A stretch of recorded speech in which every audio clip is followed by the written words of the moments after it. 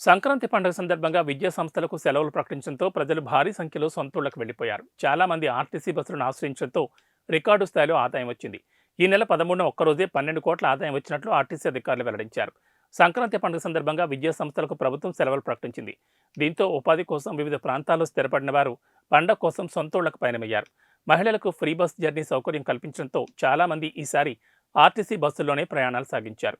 ఈ నెల 13వ తేదీన 52.78 లక్షల మంది ఆర్టీసీ బస్సుల్లో ప్రయాణించారు. దీంతో ఆర్టీసీకి ఆ ఒక్కరోజే రికార్డు స్థాయిలో 12 కోట్ల ఆదాయం వచ్చినట్లు అధికారులు వెల్లడించారు.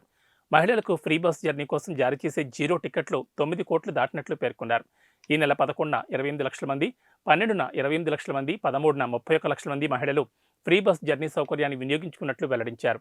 పండుగ సమయంలో ప్రయాణించే మహిళల సంఖ్య భారీగా పెరిగే అవకాశం ఉంటుందని ముందే ఊహించిన ఆర్టీసీ అందుకు తగ్గట్లు ప్రణాళికలు సిద్ధం చేసింది.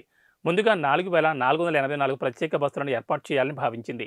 అయితే ప్రయాణికుల రద్దీ ఎక్కువగా ఉండడంతో ఈ నెల 11, 12, 13 తేదీల్లోనే 4,400 ప్రత్యేక బస్సులు నడిపినట్లు అధికారులు వెల్లడించారు. ఇప్పటి వరకు మొత్తంగా 6,261 ప్రత్యేక బస్సులు నడిపినట్లు వివరించారు.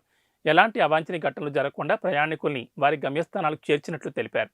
కాగా సంక్రాంతి పండుగ ముగియడంతో ప్రయాణికులు తిరిగి నగర బాట పడుతున్నారు.